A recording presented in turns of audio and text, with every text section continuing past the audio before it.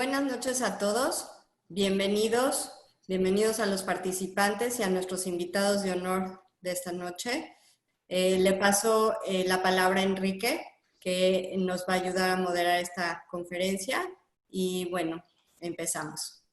Muchas gracias Alicia, te agradezco mucho y pues les doy la bienvenida a todos. Muy buenas tardes a esta transmisión organizada conjuntamente por la comunidad Maguen David, la comunidad Ashkenazí de México, la Sociedad de Beneficencia Alianza Monte Sinaí y el movimiento ESH México. En esta presentación que lleva por título 4 líderes opinan, tendremos oportunidad de escuchar a los especialistas que nos acompañan respondiendo las preguntas que ustedes nos hicieron llegar ya en torno a la situación actual derivada de la contingencia por COVID-19 en los ámbitos de la medicina, la economía, la salud mental y la espiritualidad. Voy a presentar a continuación a los 4 líderes cuya opinión tendremos la oportunidad de conocer. Nos acompaña el doctor Jaime Saludowski Cooper. Él es licenciado en Economía por el Instituto Tecnológico Autónomo de México y doctor en Economía por la Universidad de Yale.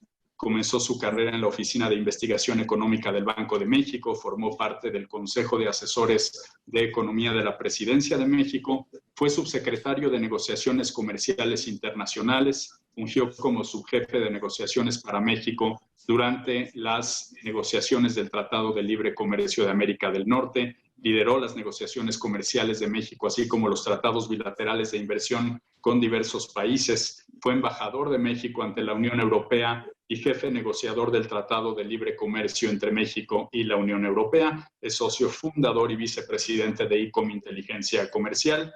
Es presidente ejecutivo del Consejo Mexicano de la Industria de Productos de Consumo. En 2015 recibió además el premio al Universo Carrera, la más alta distinción de la Asociación de Exalumnos del ITAM. Bienvenido, doctor Jaime Saludowski.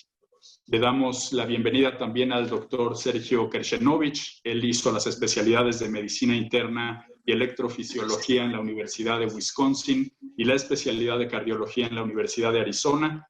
Es cofundador de la Clínica Lomas Altas. Es también cofundador y actual presidente de ESH México. Forma parte del grupo médico asesor del Comité Central de la Comunidad Judía de México en el tema del COVID-19 y es, por supuesto, un médico muy reconocido en nuestra comunidad y en todo el país. Bienvenido también, doctor Sergio Kershenovich. Nos acompaña también la licenciada Esther Oldak-Finkler. Ella es psicóloga con especialidad en psicología clínica y psicología educativa. Cuenta con 25 años de experiencia en escuelas de educación básica. Se desempeña como psicoterapeuta infantil de adultos, de pareja y familiar. Ha sido coordinadora de escuela para padres en diversas instituciones educativas y ha estado a cargo del diseño y capacitación del personal docente. Fue parte del grupo de asesores del secretario de Educación Pública, fue directora general de Prevención del Delito en la Ciudad de México y es actualmente directora del Programa Nacional de Convivencia Escolar. Ha dado conferencias sobre desarrollo interpersonal y emocional, es autora de materiales de estudio y audiovisuales sobre seguridad y convivencia escolar para docentes, alumnos y familias y desde hace varios años ha sido conductora y especialista invitada en programas de radio y televisión. Bienvenida, psicóloga Esther Oldak. Y saludamos con gusto al rabino Abraham Tobal. Él realizó sus estudios rabínicos en Jerusalén y su título de rabino fue expedido por el Rabinato Supremo de Israel. También recibió más adelante el máximo título de la carrera rabínica al alcanzar el grado de Dayan, de juez. Con más de 35 años de trayectoria como rabino en diversas instituciones de la comunidad judía de México, funge actualmente como rabino principal de la Sociedad de Beneficencia Alianza Monte Sinaí, en la que ha dedicado buena parte de su labor a que los jóvenes se conecten con su identidad, así como a fortalecer el sentido y la filosofía del judaísmo con base en la lógica, el raciocinio y la convicción.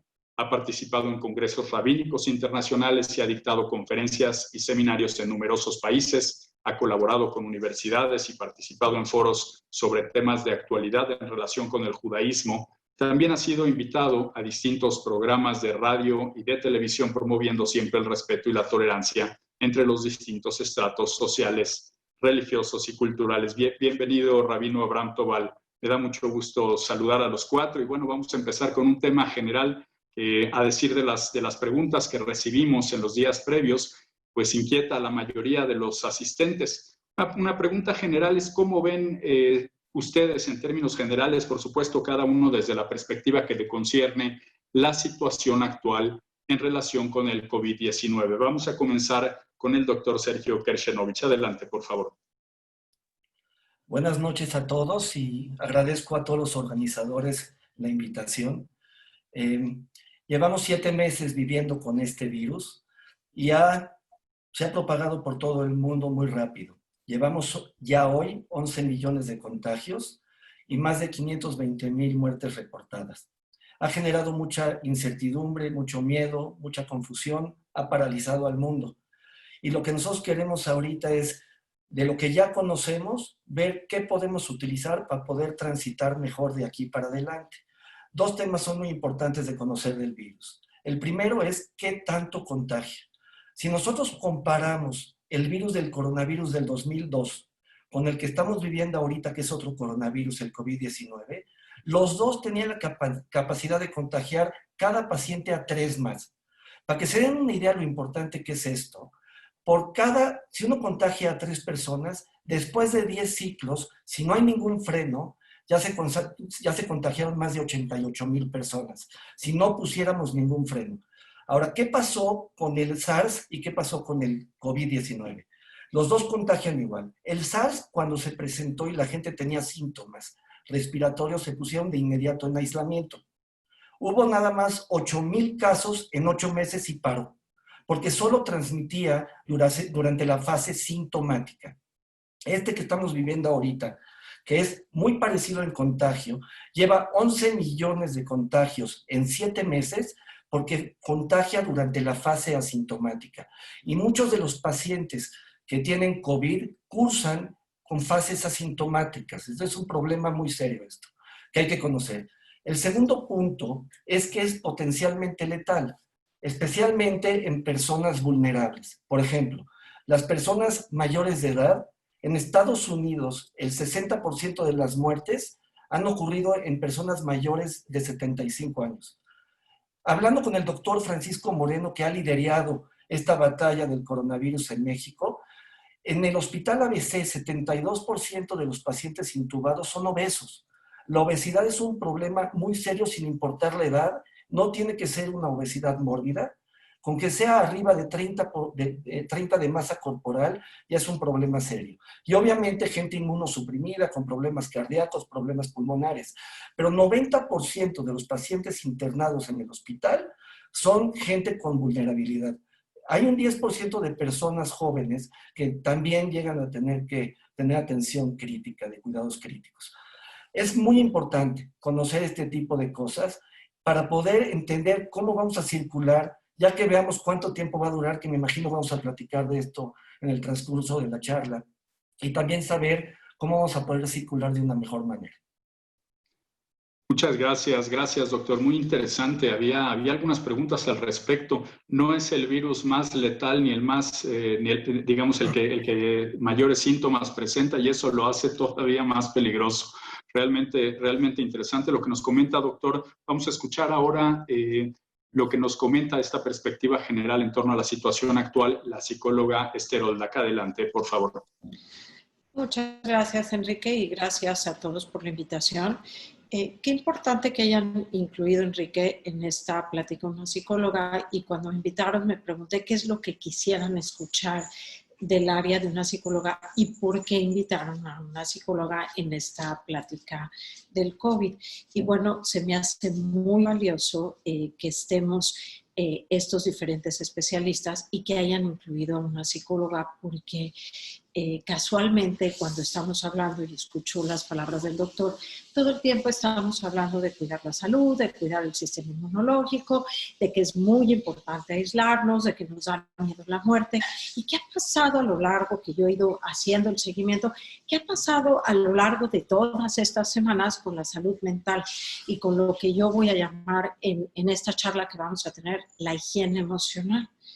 Porque nos hemos despreocupado muchísimo de la distancia emocional, es decir, la distancia social va a tener, que vamos a hablar a lo largo también de esta plática, la distancia social va a tener un precio enorme, porque la soledad tiene un precio grandísimo también, y la distancia social, que se llama distancia emocional, la distancia social de los jóvenes, la cantidad de depresión que estamos viendo en los jóvenes, y por supuesto que el sistema inmunológico nos debe de preocupar a la par de estas situaciones.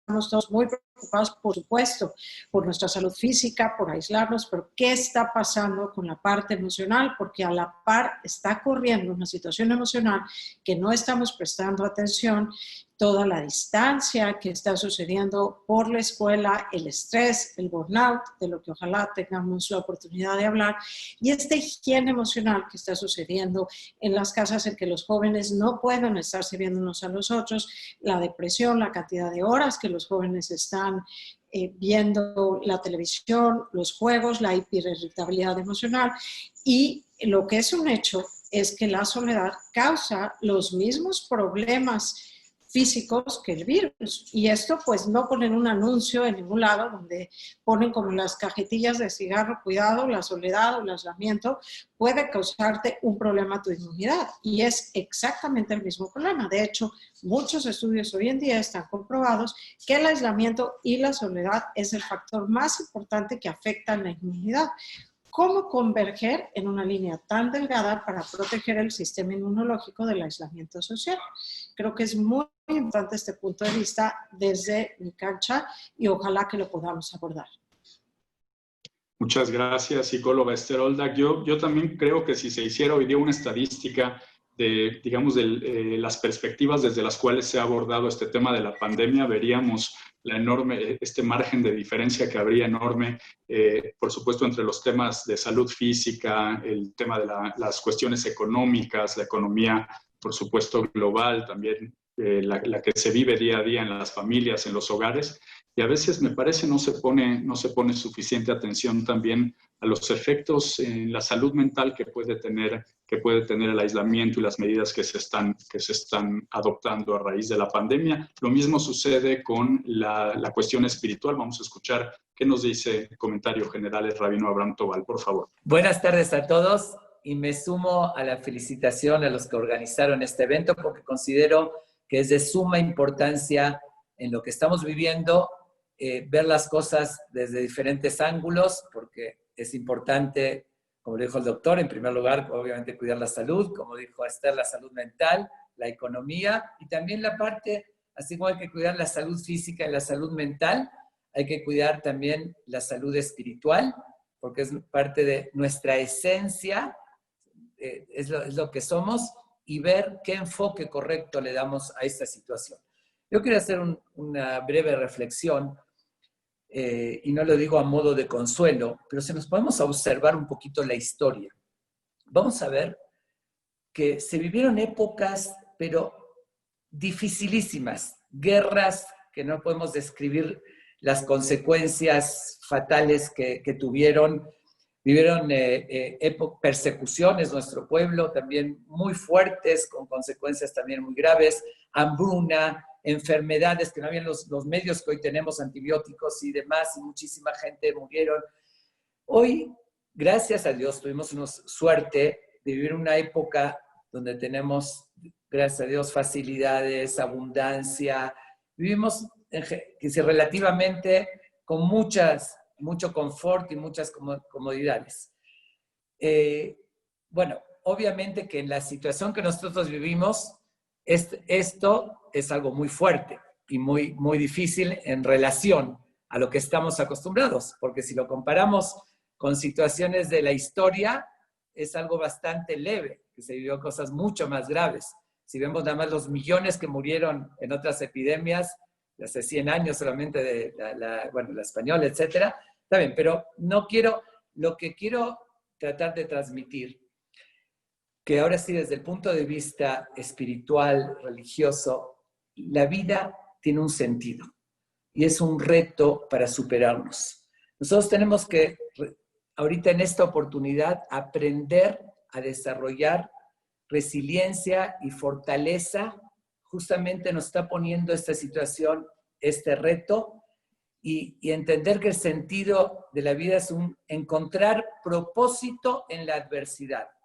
Ahorita hay una situación de adversidad muy fuerte, pero vamos a capitalizar y vamos a aprender a tener la fortaleza y la madurez para enfrentarnos a eso correctamente.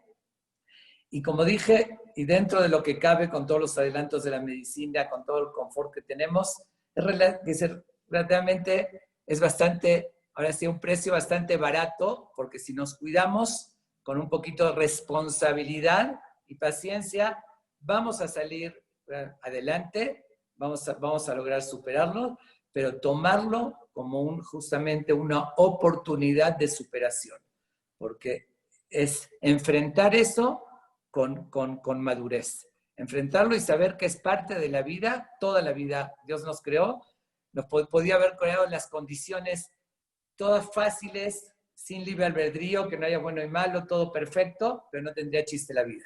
El chiste es hacer uso de nuestro libre albedrío y ante la adversidad aprender a superarlos. Eso creo que es el enfoque general que yo le daría a esta situación. Después voy a responder las preguntas ya más particulares. Muchas gracias. Gracias, Rabino Abraham Tobal. Mirar la crisis como una oportunidad. Vamos a volver un poco más adelante con este concepto. Escuchemos ahora el mensaje inicial del doctor Jaime Zabludovsky. Gracias, Enrique. Yo me uno al agradecimiento de los organizadores de este evento. Realmente es una oportunidad para platicar con todas las comunidades y la comunidad ampliada sobre la situación de México en esta época del COVID. La parte económica, pues todos ustedes la están padeciendo y lo que yo les puedo decir, a reserva de que ya lo sepan, es que esta es la crisis económica más profunda que nos ha tocado vivir a todos. México no ha visto una contracción en su actividad económica tan profunda desde la Gran Depresión de 1929-1933. Es una crisis económica que tiene evidentemente sus componentes externos, empezando porque el COVID fue importado del exterior, es una pandemia que se extendió por todo el mundo y que finalmente nos llegó. Y el componente interno de la crisis es que yo diría tres partes. Por el lado de lo que los economistas llamamos, por el lado de la oferta, el cierre de prácticamente todas las actividades económicas por casi 2 meses o 3 meses, con la excepción de las actividades esenciales, que era un grupo muy reducido de industrias que tenían que atender a la población.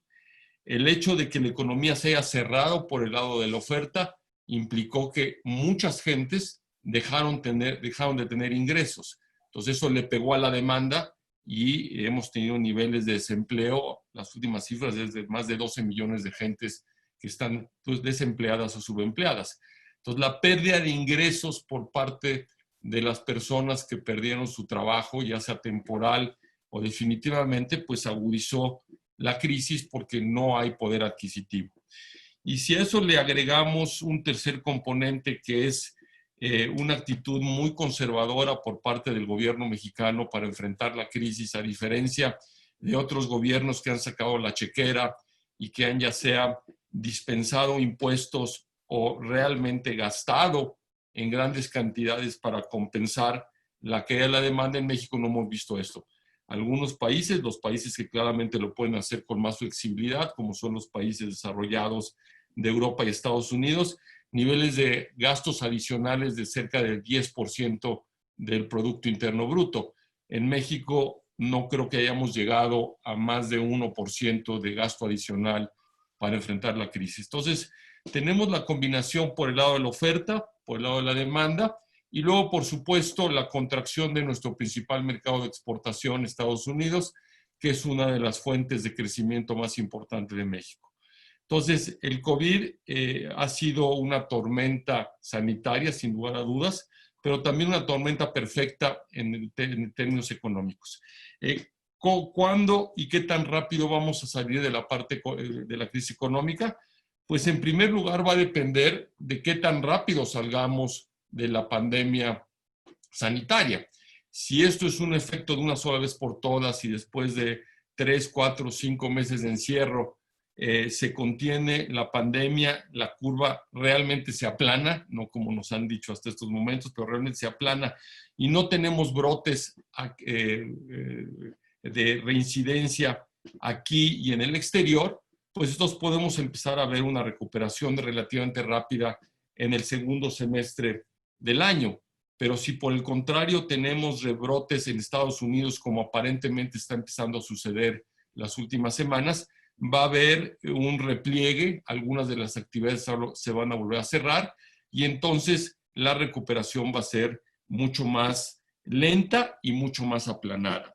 Y entonces pues tenemos realmente que esperar en primerísimo lugar a ver qué pasa con la parte sanitaria y luego ver qué pasa con la economía de Estados Unidos, dado que en México ya se tomó una decisión de política económica de no hacer un esfuerzo contracíclico. Lo que se llama un esfuerzo contracíclico es sacar la chequera para tratar de compensar la caída de la demanda con gasto público. Entonces, claramente estamos en un periodo de gran incertidumbre y, por supuesto, de grandes dificultades económicas y sociales para una parte muy importante de la población de nuestro país y estoy seguro que también en la comunidad se están pasando momentos muy complicados por esta combinación de crisis económica y crisis sanitaria. Muchas gracias, doctor Zabludovsky. No sé si hablo por la mayoría de las personas que nos acompañan, pero parece sorprendente que pese a que uno lleva pues ya un periodo de tiempo escuchando estas noticias, los números económicos, las cuestiones del desempleo, etcétera, vuelven a estremecer, ¿no? Cuando se escuchan nuevamente. Es una situación complicada, realmente complicada. Vamos ahora a preguntas concretas del público. Al doctor Sergio Kershenovich le preguntan si cree usted que haya pronto una vacuna para prevenir o un medicamento para tratar esta pandemia, y yo agregaría, ¿de qué se estaría más cerca, de la vacuna o del medicamento? Vean, hay muchísimas compañías, más de 100, que están trabajando en sacar una vacuna. 3 de ellas son las más serias. Y en el escenario más optimista que ven los expertos mundiales, si no pasa ningún problema para que salga una vacuna segura y efectiva, sería el primer trimestre de enero, si todo sale perfecto, y la mayoría de la gente no lo piensa así. La mayoría de la gente piensa que esto estaría pasando a finales del próximo año. Es una realidad, es lo que los expertos piensan, que sería el último cuatrimestre del 2021. El antiviral se está trabajando. También no vemos ahorita nada que esté obvio a corto plazo.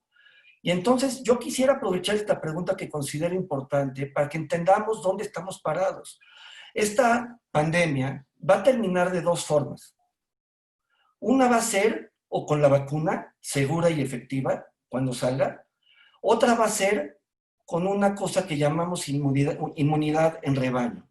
Con este virus, con estas características, se tendría que infectar el 70% de la población. Entonces, o la vacuna o esto van a ser nuestras barreras, una artificial y otra natural. Lo que nosotros tenemos que tratar, cuando salga un antiviral va a ser como el Tamiflu. Ojalá y Dios quiera que salga pronto, no se vea a corto plazo. Lo que nosotros tenemos que tratar es de que la velocidad de los contagios sea sumamente lenta, lo más lenta posible, para que primero no se saturen los hospitales y tengan capacidad de atender a los pacientes enfermos. Yo hablando el otro día con mi hermano David, director de nutrición, vemos la angustia que ellos están viviendo en los hospitales públicos, etcétera, cuando no tienen la capacidad de atender a los pacientes y tristemente la mortalidad aumenta por esa razón. Entonces, todos nosotros somos responsables de bajar la velocidad de los contagios. Haciendo eso, vamos a poder hacer lo que decía el doctor Zabludovsky. Son 2 crisis, la económica y la médica, pero para reactivarnos lo vamos a hacer con cuidado. Y sabemos que si una persona, por más simple que sea esto, usa el cubrebocas, se mantiene a distancia de más de 2 metros, tiene los lavados continuos que a todos nos están diciendo, esto impacta más de lo que se imagina. Todos nosotros cuando salgamos a la calle a trabajar vamos a encontrar en nuestros caminos pacientes portadores asintomáticos de esta enfermedad. Me ha pasado a mí en mi consultorio. Pero si yo siento cuando salga que soy un portador del virus, aunque no lo sea, pero si yo siento, o la otra persona siente lo mismo de mí, nos vamos a cuidar mutuamente. Es una gran oportunidad, como decía el rabino Tobal. Tenemos la gran oportunidad de como humanos cuidarnos mutuamente. No solo es oportunidad, es una gran responsabilidad, es una obligación de todos nosotros hacerlo. Entonces, por ahí vamos a tener que ir circulando. Muchas gracias. Doctor Zabludovsky, a mí me llama mucho la atención el número de preguntas que llegaron relacionadas con el nuevo acuerdo comercial entre México, Estados Unidos y Canadá, el TEMEC, que entró en vigor apenas ayer. Si me permite, voy a agrupar algunas de estas preguntas que el público hizo al respecto para que nos pueda dar un panorama general. Nos preguntan si el TEMEC será benéfico y cuándo podrían empezar a percibirse beneficios significativos en México. Nos preguntan también si la economía del país podría restablecerse gracias a este acuerdo y qué proyecciones hay con respecto al TEMEC en materia de ingresos por exportaciones durante y después de la pandemia. Adelante, doctor. Sí, gracias, Enrique. Empiezo por la última. Pues las exportaciones mexicanas van a depender muchísimo de que, al final de cuentas, de qué le pasa al mercado americano. En los últimos meses ha habido caídas del sector exportador cercanos al 40% porque la economía de Estados Unidos está cerrada. Entonces, regreso a lo que dije al principio, si la economía de Estados Unidos se recupera relativamente rápido, creo que los niveles de exportación van a regresar a los niveles precrisis relativamente rápido. Si por otra parte la recuperación en Estados Unidos es lenta, las exportaciones van a crecer a ese ritmo. Con respecto al TEMEC, déjenme decirles cómo lo veo yo. Claramente, la entrada en vigor del nuevo acuerdo ayer es una buena noticia. Es una buena noticia ante la alternativa que teníamos hace 4 años, cuando el presidente Trump, incluso antes del presidente como candidato, había amenazado salirse del TLC. ¿Y por qué es esta importancia del TLC y por qué los mercados reaccionaban como reaccionaban ante la amenaza del presidente Trump? Yo creo que México tiene 2 anclas económicas. El ancla macroeconómica, que es la disciplina cambiaria y de tasas de interés puestas en un banco central autónomo e independiente, y la disciplina microeconómica de apertura de los mercados al comercio internacional y de las disciplinas de una economía de mercado. Y eso es lo que está consagrado en el TLC, en el TELECAN, que se extinguió antier, y ahora en el TEMEC y el resto de los tratados de libre comercio que tiene México. Porque son tratados internacionales que prohíben que los países vuelvan a poner aranceles, vuelvan a poner cuotas, y garantiza que a los inversionistas se les trate con reglas claras y predecibles. Entonces, ante la alternativa de no tener tratado, el TEMEC es una muy buena noticia porque mantiene la estabilidad, la permanencia y la certidumbre y la convicción y el compromiso de los 3 países, sobre todo si recordamos que tanto el presidente Trump como en su momento el candidato López Obrador se oponían a los tratados de libre comercio. Entonces, el hecho que 2 políticos que eran muy críticos de la integración ahora estén reafirmando el compromiso de seguir adelante es muy buena noticia. Sin embargo, el TEMEC ahora es una condición necesaria, pero no suficiente para que México pueda crecer a las tasas de crecimiento que queremos. ¿Por qué es así? Por varias razones. La primera de ellas es que no pasó nada significativo de antier a ayer con la entrada en vigor del TEMEC, a diferencia de hace 25 años, cuando la entrada en vigor del TLC sí significó un cambio muy dramático en las condiciones que México tenía para acceder al mercado de Estados Unidos. Hace 25 años se quitaron aranceles, se quitaron cuotas, México se abrió. Hoy eso ya no pasó, porque lo único que hizo el TEMEC es reafirmar que seguimos con esas reglas. Entonces, el TEMEC sí es muy importante, es una señal positiva, pero solito no va a alcanzar para que crezcamos a las tasas que queremos. Y para eso, lo que se requiere es que la política económica interna sea congruente con eso y se favorezcan las condiciones para que los inversionistas nacionales y extranjeros haga negocios en México. Y desafortunadamente, en estos primeros 2 años, año y medio de la administración del presidente López Obrador, eso ha faltado. No hemos visto una congruencia entre el esfuerzo de apertura con el exterior, con el tratamiento a los inversionistas dentro del país. Hay un contraste interesante, doctor, entre el tono de las preguntas, debo decir que pues esperanzadas, optimistas con este tema, como si fuera en realidad un salvavidas que fuera a restablecer la economía del país, y nos dice con toda franqueza, en realidad es una condición necesaria, sí, pero no una condición suficiente. Muchas gracias, doctor Zabludovsky. Vamos por supuesto, a volver con otros temas sobre economía. Y ampliando ahora el comentario que nos hacía la psicóloga Esther Oldak al inicio acerca de los efectos que puede ocasionar esta pandemia en el ámbito de la salud mental, hay preguntas del público ya en términos muy específicos sobre estos efectos que se pueden ocasionar en la salud emocional de las personas, en particular los efectos en los jóvenes y en las personas, los adultos de la tercera edad. Adelante, psicóloga Esther Oldak, por favor. Creo que son dos segmentos muy, muy diferentes, Enrique, y vamos a separarlos. Vamos a empezar por los jóvenes primero, porque creo que es muy importante prestarle atención a qué está sucediendo en los jóvenes. Por una parte, los jóvenes están en una etapa de desarrollo donde el aspecto social es vital.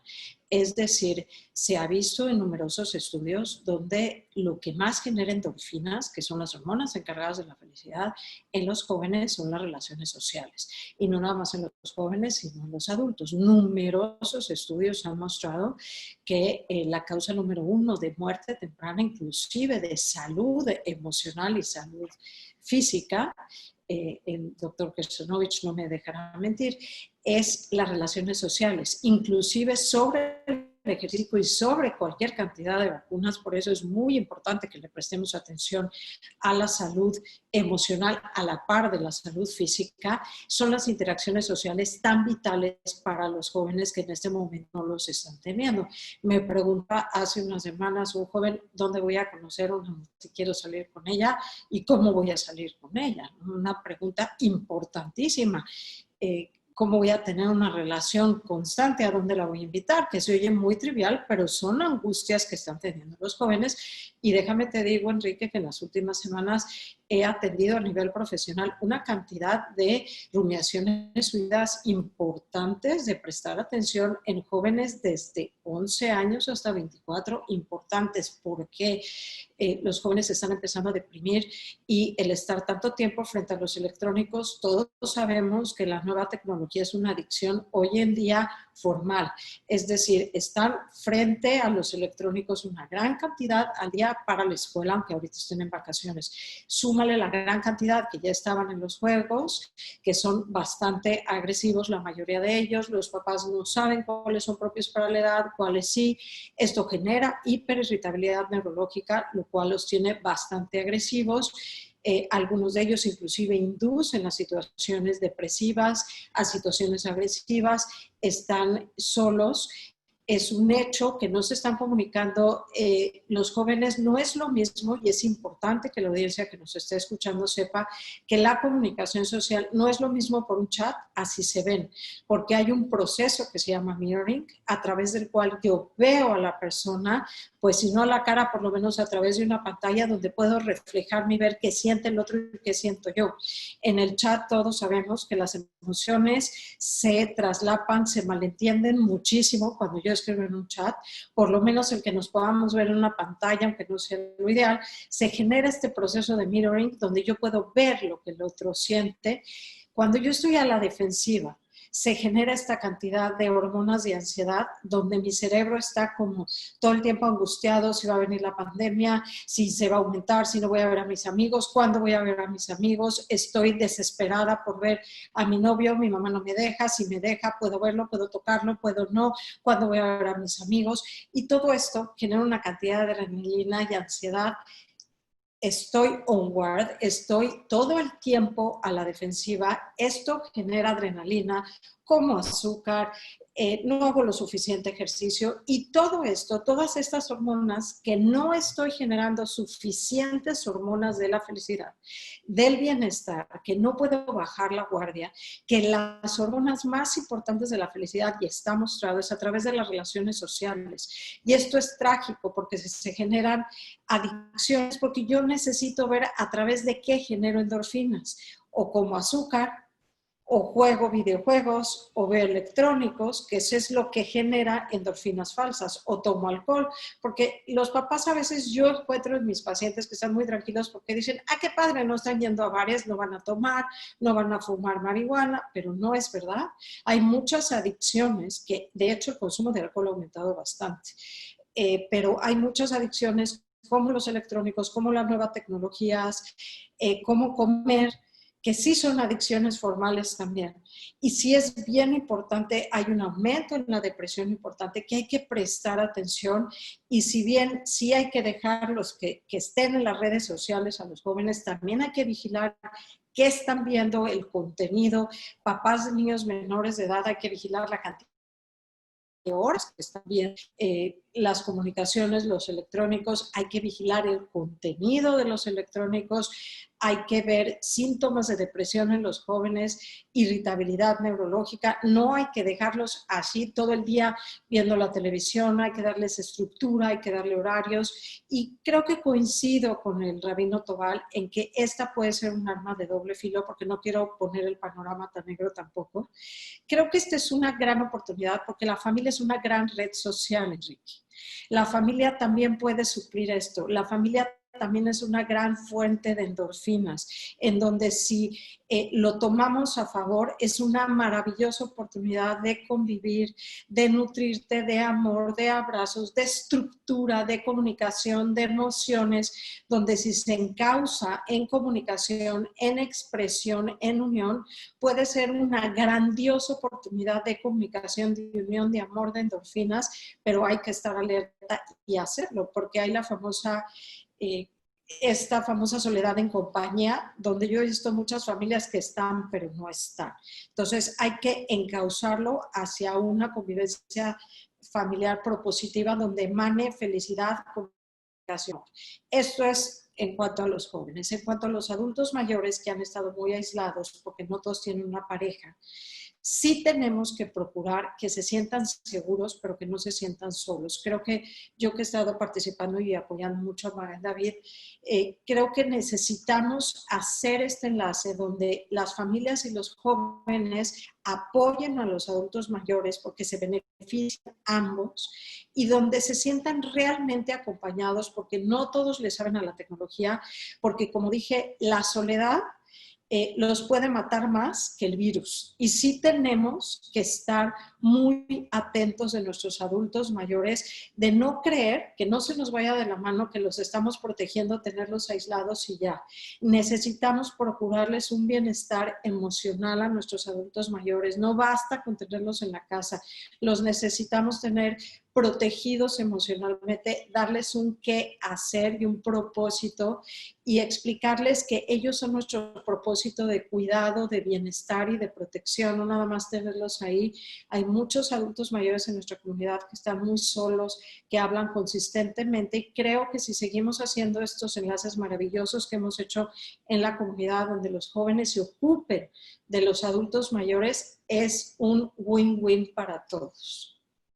Nos dice la psicóloga Esther Oldak que depende de nosotros en realidad transformar esta crisis también en una oportunidad, algo semejante a lo que nos comentaba el rabino al inicio de su intervención. Y la verdad quisiera preguntarle justo sobre este tema, rabino Tobal, la religión judía. Creo que casi cualquier creencia confesional tiene la idea de que las cosas suceden por algo, que el mundo de alguna manera está avanzando hacia un propósito, hacia un fin determinado. ¿Cómo se explica, en este caso, un judío observante, una situación como la que enfrenta el mundo en la actualidad? ¿Hay algún propósito para esto? ¿Es la consecuencia de algo más? ¿Cómo se lo explica el rabino Abraham Tobal? Bueno, yo quiero hacer una aclaración muy importante. Acabo de tener una actividad que la llamamos Sin pelos en la lengua, que hablé especial sobre el tema. Hay que cuidarse muchísimo, y hago ese llamado, a que no juguemos el papel de Dios, porque muchas veces le damos explicaciones como diciendo, como si somos Dios o profetas, y decimos, esto sucedió por esto. Eso no está a nuestro alcance, en el alcance de ningún ser humano, decir que esto fue porque la gente X, ¿no? Que no habla en el templo y por eso consecuencia, etcétera, bla, bla, bla, bla. Ok, eso lo descarto de forma absoluta, pero sin embargo, sí tenemos que aprender las lecciones que nos dejan. No podemos saber con certeza por qué sucede si una persona observante sí considera que Dios lo controla y si lo manda tiene una razón de ser, aunque nosotros como seres humanos, nuestro parámetro de bueno y malo es muy limitado, porque muchas cosas que llamamos malas, en el fondo tienen algo bueno o viceversa. Entonces tenemos que saber que seguro tiene algo importante. No podemos decir con certeza, pero sí aprender. Ahora, si esto me forzó a convivir más con la familia, a dejar un poquito ese maratón de locura en el que todos vivimos, que nos olvidamos para qué, el sentido. Dice, ahora sí, si uno se pregunta, ¿para qué vivo? Vivo para trabajar y trabajo para comer y como para vivir. Obviamente que eso no puede ser un medio y un objetivo. Obviamente, tiene mucho más sentido la vida. Ahorita tenemos más tiempos de reflexionar en nuestras casas. Cortamos un poquito ese ritmo tan acelerado. Convivimos más con las familias. A fuerzas respetamos el medio ambiente. A fuerzas nos damos cuenta que somos impotentes. Todos hicimos planes y de repente, todo los viajes y esto, uno cree que puede planear y que puede controlar todo, nos damos cuenta que no. Entonces yo creo que esa es la visión correcta, aunque no seamos profetas, de lo que tenemos, lo que podemos aprender. Eso es en toda la vida. Todo lo que se le presenta a la persona en la vida son enseñanzas y pruebas. Entonces hay que sacar lo mejor y siempre potencializarlo. Esto yo creo que es una lección, pero fuertísima en muchísimos ámbitos. Por donde lo querramos ver, nos hace reflexionar. Pero aquí quiero agregar algo muy importante. No nos limitemos ahorita a este momento de crisis a darnos cuenta, bueno, ahorita sí a fuerzas vivir más con la familia y a fuerzas aprendí tengo que respetar el medio ambiente fortuitamente, etc. No. Esto, Dios mediante, nadie puede saber con certeza, como le dijo el doctor, cuánto tiempo va a durar. Puede haber, se puede tratar de adivinar, pero no importa cuánto dure. Lo importante es que ahorita nos concentremos y asimilemos las lecciones para que esto nos dure.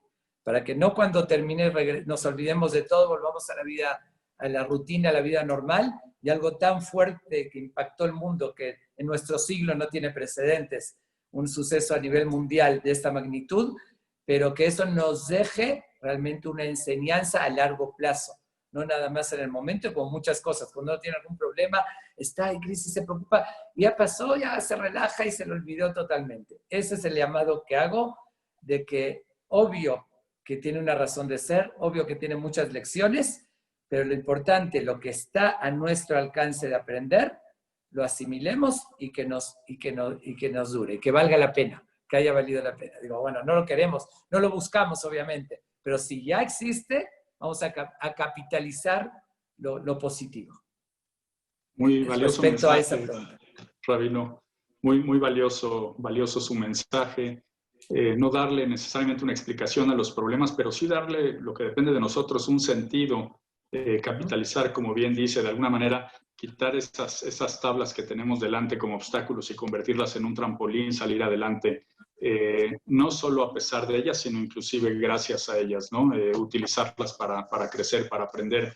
Y vamos precisamente a hablar si hay alguna posibilidad de salir adelante de esta crisis desde la perspectiva económica. Le preguntan al doctor Jaime Zabludovsky cuáles considera que son las claves para salir de la crisis económica que se vive en la actualidad. Habrá algunas que dependan, por supuesto, de decisiones gubernamentales que están más allá de nosotros y otras quizá que dependan de cada familia, de cada individuo. ¿Cuáles podría enunciar como claves para salir de la crisis económica que se vive, doctor Zabludovsky?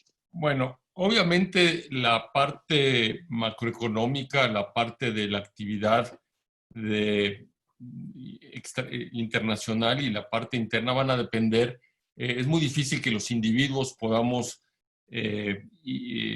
actuar de una manera que nos permita atenuar o mitigar la crisis. Es una crisis de proporciones mayúsculas y lo que sí se requiere es primero y a riesgo de repetir, que la pandemia pase, porque en la medida que tengamos la emergencia sanitaria, la actividad económica simplemente no se puede normalizar ni aquí ni en el extranjero.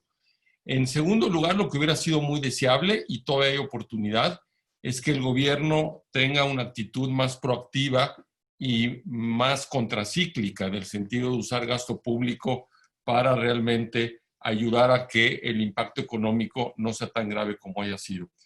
Y luego, pues en la parte de las actividades económicas, claramente hay que cuidar el efectivo, hay que cuidar los niveles de deuda y hay que ser muy cuidadosos con las actividades que uno incurre, porque hay una gran incertidumbre. Como bien lo decía el doctor Kersenovich, no sabemos bien a bien cuánto va a durar esto, no sabemos qué tan rápido va a haber un antiviral o incluso una vacuna, y mientras esto no suceda, vamos a tener que estar lidiando con la incertidumbre. Como bien nos dice el doctor Zabludovsky, buena parte del tema económico depende, por supuesto, de lo que suceda, de los avances o no que haya en materia de salud. Doctor Kersenovich, ¿considera usted que puede restablecerse de alguna forma la cotidianidad, suponiendo que esta pandemia se prolongara todavía por un largo periodo de tiempo? Y lo vamos a tener que hacer. Yo el consejo que daría es que pensemos que esto va a durar un año y que nos acostumbremos a vivir con una nueva norma por un año. Tenemos que, para poder salir y movernos y llevar una vida, seguir, yo diría, 3 semáforos. El primero es obvio, el semáforo del país o la ciudad donde vivimos. El segundo es el semáforo, nosotros el semáforo comunitario. Pero el tercero es un semáforo muy personal, que es de cada familia, de cada persona. No es lo mismo una persona que tiene mucho riesgo de salud y que no tiene tanta necesidad de ir a trabajar afuera que una persona joven que está sano y que tiene mucha necesidad de trabajar. El semáforo en ellos dos va a ser totalmente diferente. También una persona joven que vive en casa y que sus papás, uno de los papás tiene una enfermedad seria, vulnerable, también el semáforo es en equipo y ahí tienen que trabajar y cada quien decidir. Pero ya que el semáforo de afuera nos permita salir y nosotros también pongamos un semáforo de salida, tenemos que salir, como dije antes, con mucha responsabilidad, sin miedo, nos tenemos que quitar los miedos, pero circular con mucho cuidado. Podemos ser todos parte de la solución, pero también todos podemos ser parte del problema. Yo coincido en lo que dijo la psicóloga Esther, no podemos abandonar a los viejitos y no podemos abandonar a la gente vulnerable, pero sí podemos estar con ellos cuidándolos. Entonces, todas estas cosas van a tener mucho el sentido común y sobre todo, trabajar en equipo. Hablando del tema espiritual, así nos puso Dios, querido Rabino Tobal. Nos obligó a todos ver el uno por el otro, a trabajar en equipo, y eso es lo que tenemos que hacer. Muchas gracias. Pues superar el miedo y fortalecer el cuidado, la prevención, el mensaje del doctor Kersenovich. Tenemos una pregunta muy concreta que se repite en algunos casos acerca de las fiestas, Rabino Tobal, las fiestas de Rosh Hashanah y de Yom Kippur. Al día de hoy, ¿qué recomendaciones hay respecto a las fiestas mayores y qué medidas podrían adoptarse para celebrarlas? Bueno, vuelvo a repetir de que con certeza nadie puede saber nada, así más que Dios, porque no sabemos si se invierte, si hay un rebrote y vuelve el semáforo rojo, no sabemos. Pero por ahorita, como están las cosas, lo que más o menos se está planeando de hacer rezos más pequeños, dicen, en los espacios grandes un poquito más de gente, los espacios más chicos siempre con una separación, y hacer muchos minyanim, muchos rezos en vez de lo que estamos acostumbrados, el rezo multitudinario, de muchísima gente, que es lo natural en muchos templos en las fiestas. Entonces se va a requerir obviamente muchos hazanim y demás.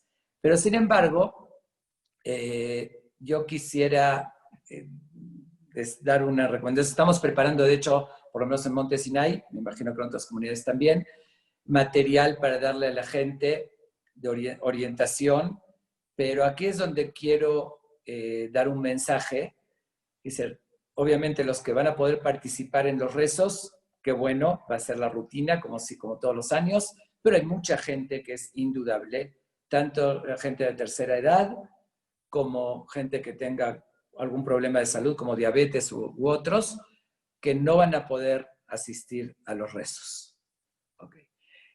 Esa gente tiene que saber que eso no implica no cumplir con la esencia, con lo que representan estos días.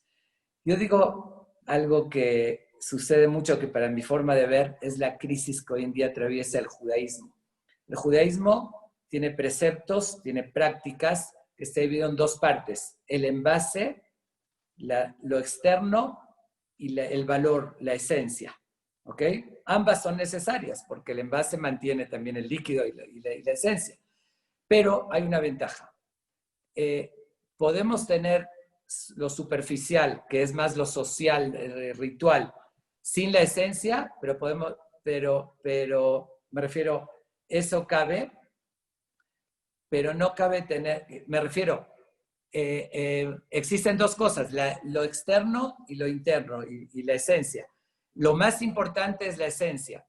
En este caso, la gente que va a rezar en su casa puede tener la parte básica, medular, que es la esencia, aunque no va a tener el ritual y la forma. Y que eso es realmente lo más importante. ¿Por qué? Porque estos días son de reflexión, de hacer una introspección del año, cómo puedo mejorar. Uno puede agarrar un libro, tener más oportunidad todavía, de ver la traducción, entender lo que está diciendo, dialogar con Dios, hacer un balance, y eso 100% se puede hacer el que está en su casa también, que ese es el día de Kippur, que a veces al revés se pierde con la parte social, porque uno va, muchísima gente, y se encuentra con los amigos, y nos olvidamos del sentido principal. Entonces, quiero que quede muy claro, va a ser muy triste, porque son fiestas mayores, que todos estamos muy acostumbrados a la tradición, a oír el shofar, el ayuno en el templo, los rezos, etc. Sí va a ser fuerte, pero no confundamos. No confundamos, y no por eso, en lo más mínimo, se deja de respetar y de darle sentido importantísimo a estas fiestas mayores. Entonces, voy aquí a dos puntos. La primera pregunta, o más bien la pregunta que hiciste, es si se va a procurar dar lo que más se puede, hacer en edificios, en salones, en el templo, a usar cada saloncito. No va a ser los mismos hazanim profesionales, porque no habría tantos que de todos los años. Me refiero a muchos que los que sepan llevar un rezo, pequeños grupos, pero la gente va a tener ese servicio. Eso va a ser un porcentaje, una parte, y los que no, ya no va a haber cupo. Y la gente mayor o la gente que tiene algún problema y no va a poder ir, tienen que entender de que no van a dejar de festejar, y probablemente mejor que muchos otros si lo hacen con esa visión, de darle de verdad el sentido verdadero. Muchas gracias, Rabino. Creo que dice el libro de Deuteronomio justamente que al referirse a todos los preceptos del judaísmo son para que los vivas en la tierra de Israel, no para que mueras por ellos, para vivirlos propiamente, y si algo pone en riesgo la vida, de alguna manera invalida el precepto. Bueno, aquí quiero agregar, perdón, eso es muy importante lo que estás diciendo, porque también va por otro lado de la pregunta que no la enfoqué. Obviamente, como lo dijo también el doctor, yo creo que la palabra clave en todo esto que estamos viviendo es una palabra: responsabilidad. Al tener libre albedrío, somos responsables de nuestras acciones, hacia nosotros y hacia los demás. El que no le importa mucho su vida, su persona, no le quita igual la obligación de preocuparse y de no llegar a contagiar. Entonces, lo prioritario en la comunidad, por algo, el día más sagrado del año es Kippur, y lo único que va más allá de Kippur es cuidar la salud. Por eso es una persona que pone un poco en riesgo la salud. Dice, ayunando, está libre del ayuno, está libre del Shabbat y está libre de todo. Dios nos pide eso. A veces uno quiere cumplir porque Dios me lo está pidiendo, porque es mi tradición, pero el mismo Dios te dice, esto es más importante. Entonces, acordarse que ahorita llegas fiestas mayores, es cierto que uno se va a sentir incómodo si no va a ser como siempre, pero dos cosas, es justamente hacer lo correcto, la voluntad de Dios y ser responsables de nuestras acciones hacia nosotros y hacia los demás. Muchas gracias, Rabino. Pregunta para la psicóloga Esther Oldak, seguramente de un padre, una madre de familia, y una pregunta, de hecho, que creo que nos hemos hecho todos los que tenemos hijos en edad escolar. ¿Qué efectos psicológicos puede tener en alumnos de distintas edades el hecho de sustituir la escuela por las clases que se imparten a través de las plataformas digitales? Es una gran pregunta, Enrique, y bueno, tiene como todo su parte buena y su parte negativa. Algo importante de entender en esta plataforma es que pues no nos preguntaron, ¿no?, si queríamos o no queríamos. Las escuelas no estaban preparadas para esto que se llama Blended Education, aunque algunas sí tenían plataformas, pero pues lanzaron a los padres de maestros, a los maestros pues también los lanzaron de alguna manera así de improviso, y en lo que se organizaron fue mucho descontrol, mucha angustia. Hay una palabra que me es muy importante decirla, que es la parte de burnout. ¿Qué quiere decir esto de burnout? Cuando estás sobresaturado, que es una parte muy importante. Por un lado, el estar frente a una pantalla sobreirrita neurológicamente a cualquiera, a niños, a docentes, a maestros. Las plataformas estaban hechas en este formato para niños más grandes, para niños de preparatoria, quizás universitarios, en donde había maestrías en línea ya muy avanzadas, pero no para niños de preescolar ni para niños de primaria. Ni los docentes sabían manejar también la tecnología, ni los niños ni los padres, y los padres de la nada se convirtieron en maestros. Por un lado, los padres se saturaron porque se exigían mucho o se exigen mucho, y de repente se convierten en maestros. Hay cosas que no saben porque no tienen por qué saber. Se empezaron a sentir muy presionados por todas las materias que tenían que cumplir, por todas las tareas, por todos los trabajos. La carga de materias y de trabajos al principio en forma general en todas las escuelas fue demasiada.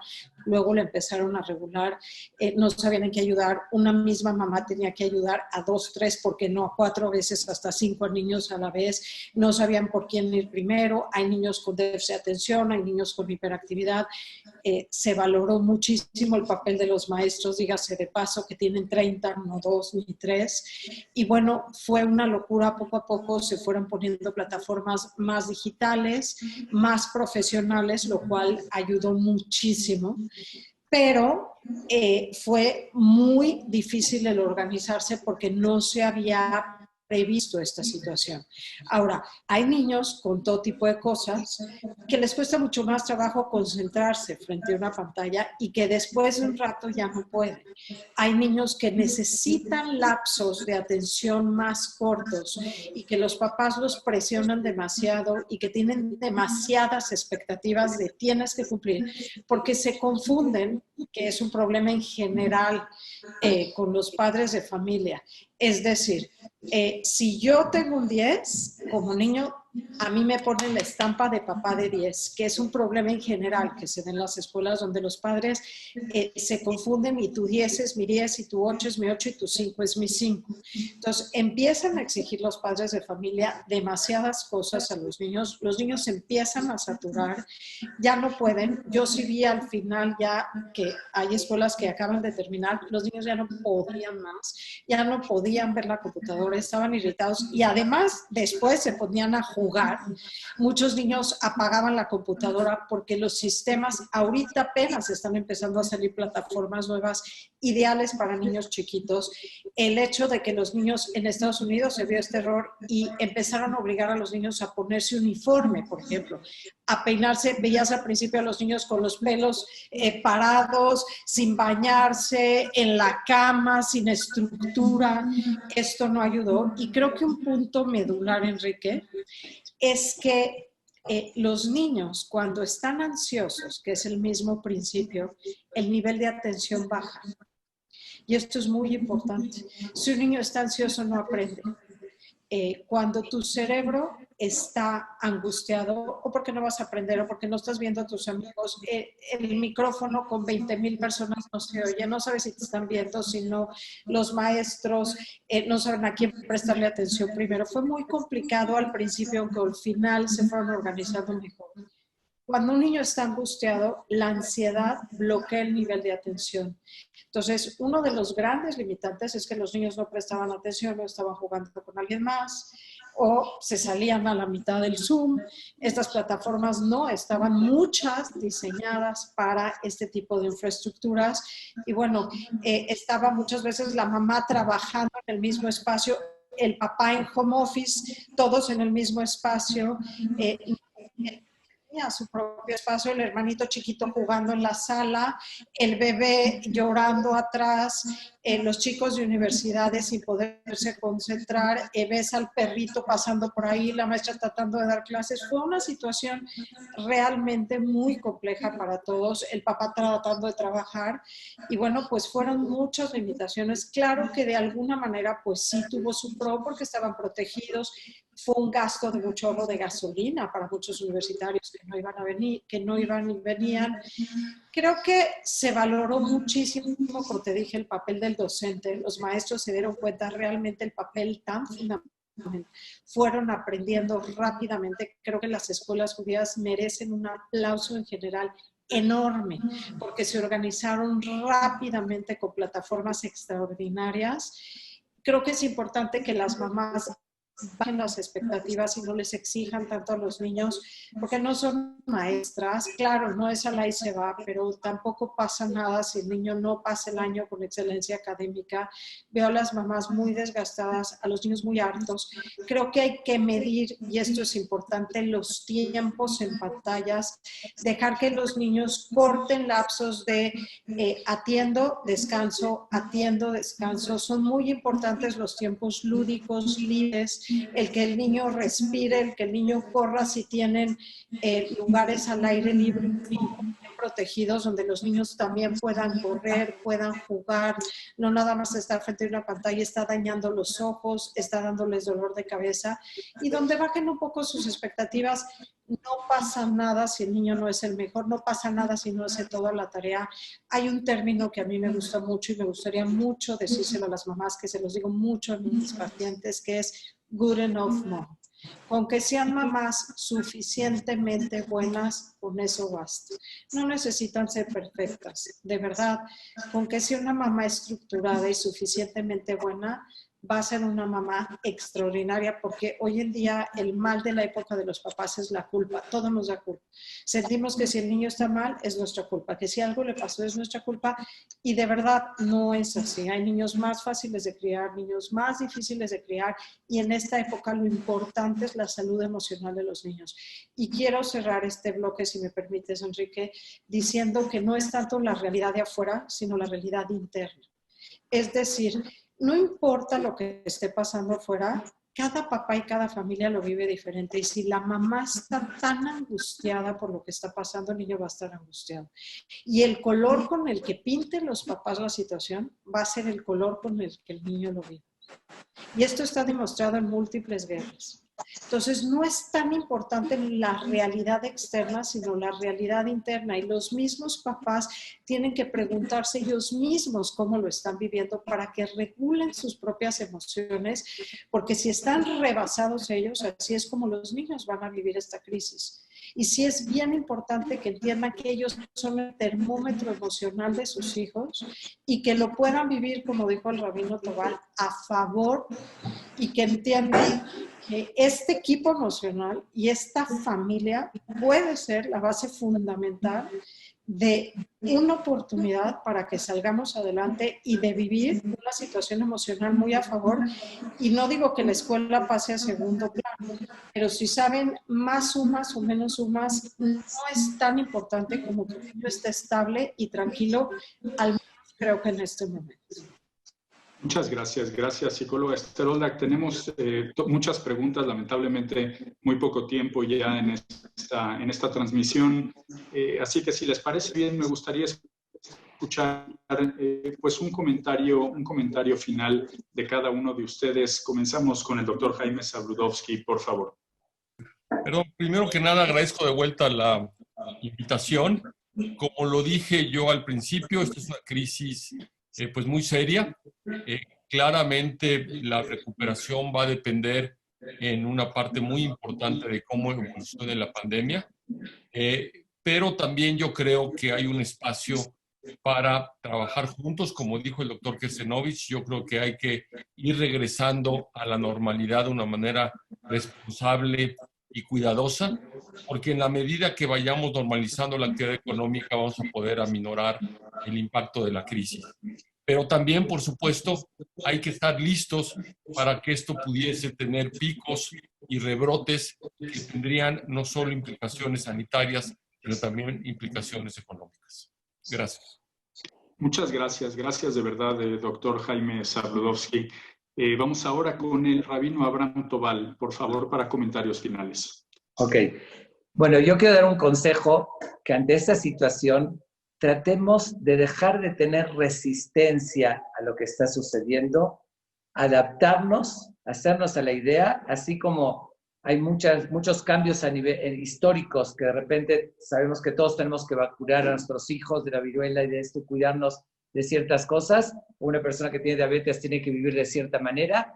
Yo creo que el consejo, en vez de estar checando si falta 5 meses o un año, vamos a reeducarnos a vivir con protección, con cuidados. Me refiero, y si después cuando llegue, cuando ya nos acostumbramos y llegó la solución, qué bueno, va a ser una grata sorpresa, pero no estemos todo el tiempo con resistencia y siendo pobrecitos y amargándonos y quejándonos de esto. Ya es una realidad que hay que enfrentarla, como dije antes, con madurez. Eso es por una parte. Y otro consejo para concluir que quiero dar.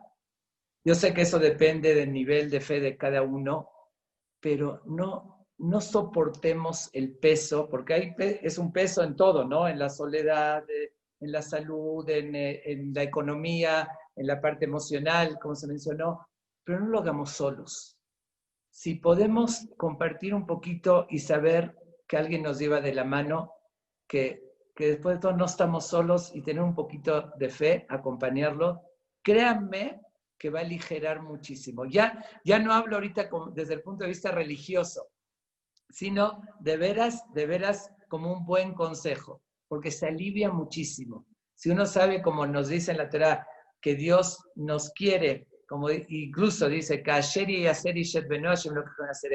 Dios nos dice, como de la misma manera que a veces el llamado de la atención de los padres a los hijos, así Dios nos manda a veces llamados de atención, es por amor y no es, aunque sea difícil, como el niño lo siente, ¿no? Cuando un llamado de atención de sus padres, pero al final nos quiere y saber que nos está llevando de la mano y no estamos solos, eso va a aliviar muchísimo el peso de ese, padecimiento, cada uno en su situación. Es de verdad un consejo que tómenlo, está a nuestro alcance y aunque uno conscientemente diga tengo fe, no tengo fe, en nuestro interior sabemos, ¿no? Por eso, como dicen, ¿no? Que el más ateo dice gracias a Dios que soy ateo.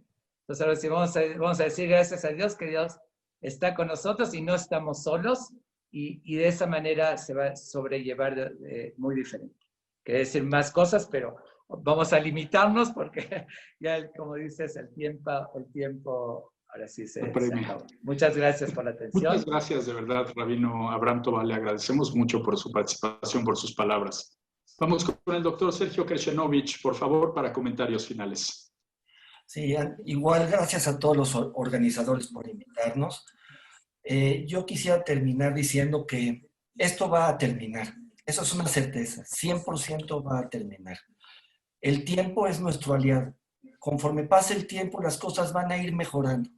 Incluso en el tema del tratamiento, no es lo mismo cómo se tratan a los pacientes críticos en el hospital ahorita que cómo se trataban hace 3 meses. Tampoco va a ser lo mismo cómo se tratan en octubre que ahorita.